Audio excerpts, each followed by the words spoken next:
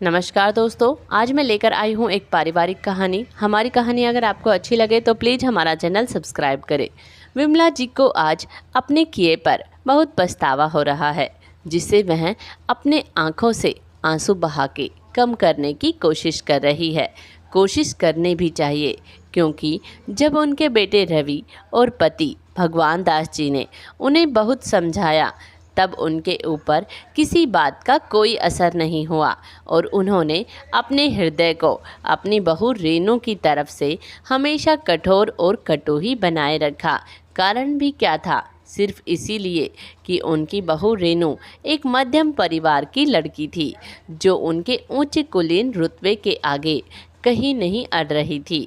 और यदि रवि की शादी रेनू से कराई गई तो दहेज उन्हें अपनी हैसियत के अनुसार नहीं मिल सकेगा, परंतु उन्हें अपने बेटे रवि की जिद के आगे हार मानकर रेनू को अपनी बहू बनाना ही पड़ा। पर विमला जी ने इस रिश्ते को कभी दिल से स्वीकार नहीं करा और वह जहाँ तक संभव हो सका हर वक्त और हर बात में अपनी बहू को पुरजोर नीचे गिराने की कोशिश करती रही। वह अपनी बहू के हर काम में जानबूझकर कमियां निकालती और कभी तो खुद ही पीछे से षड्यंत्र रचकर बहू के बने बनाए काम को बिगाड़ देती, ताकि सबके सामने उसकी इज्जत कम हो सके और उनका बेटा खुद ही रेनू को छोड़ दे। रेनू के प्रति अपनी इस कटुता और मन में भरे विष के आगे उन्होंने कभी ध्यान ही नहीं दिया कि वह खुद ही अपने हाथों अपने घर में अशांति और कलह का कारण बनती जा रही हैं, जबकि उनकी बहू सबकी दुलारी, क्योंकि रेनू ने हर वक्त हर बात पर अपने सुसंस्कारी और पढ़ी लिखी सभ्य होने का परिचय दिया था। रेनू ने अपनी सास विमला जी द्वारा खुद पर किए हर वार को हमेशा हंस के टाल दिया, यह सोचकर कि यदि वह सही है तो एक दिन उन्हें अपनी गलती का एहसास जरूर होगा। बात सच भी है, यदि आप दिल के नेक और साफ हो तो किस्मत एक दिन आपकी अच्छाई का परिचय उन लोगों को जरूर कराती है जो बिन बात आपसे ऐब रखते हैं। आगे रेनू की ज़िंदगी में हुआ भी कुछ ऐसा ही। रवि जिस विभाग में काम करता था, वहां आए दिन ऐसे लोगों से भिड़ंत होती थी जो रिश्वत देकर अपना काम निकलवाना चाहते थे, परंतु रवि अपने ईमान का पक्का और सच्चा था, इसीलिए उसने कभी रिश्वत लेकर कोई काम नहीं किया। इसीलिए वहां आने वाले उन लोग जैसे लोगों के लिए रवि पाँव में लगे कांटे की तरह चुभता था।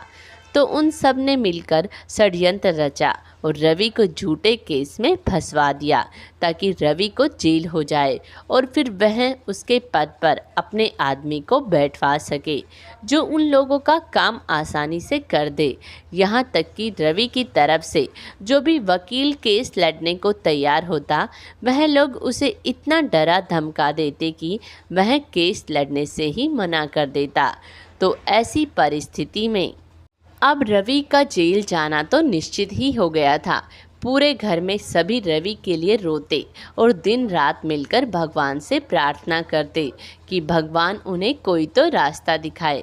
तब रेनू ने आखिरकार अपनी चुप्पी तोड़ी और घर वालों से रवि का केस लड़ने की इजाज़त मांगी, क्योंकि रेनू ने वकालत की पढ़ाई तो कर ही रखी थी और प्रैक्टिस भी कर रही थी।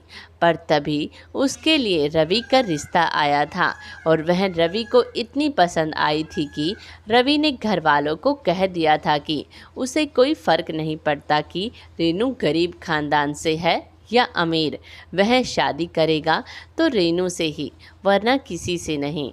तो इस तरह रेनू का विवाह रवि से हो गया था, परंतु विमला जी ने रेनू को आगे प्रैक्टिस नहीं करने दी और उसकी पढ़ाई रुकवा दी।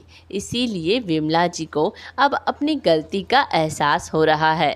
वह पूरे मन से और दिल से रेनू को विजय होने का आशीर्वाद देती है और उससे अपने किए की क्षमा मांगती है। रेनू ने विमला जी के आंसू पोंछे और उनके चरण स्पर्श किए।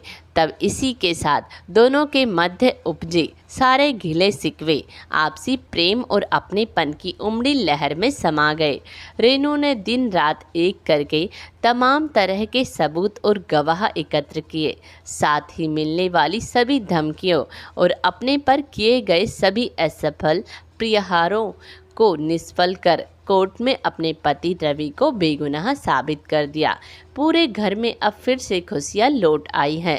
सबने मिलकर भगवान को धन्यवाद दिया और विमला जी ने तो विशेष तौर पर अपनी बहू के सम्मान में एक पार्टी का आयोजन किया, जहां उन्होंने गर्वित होकर सबके सामने अपनी बहू की प्रशंसा करी और सबको यह सीख भी दी कि मिलने वाले दहेज से किसी की बेटी के सम्मान की कीमत नहीं आंकी जाती, बल्कि इंसान में बसने वाले उसके गुण, संस्कार, प्रेम, अपनेपन और सेवा के भाव से ही उसके कद और सम्मान को समाज के सामने ऊंचा माना जाता है।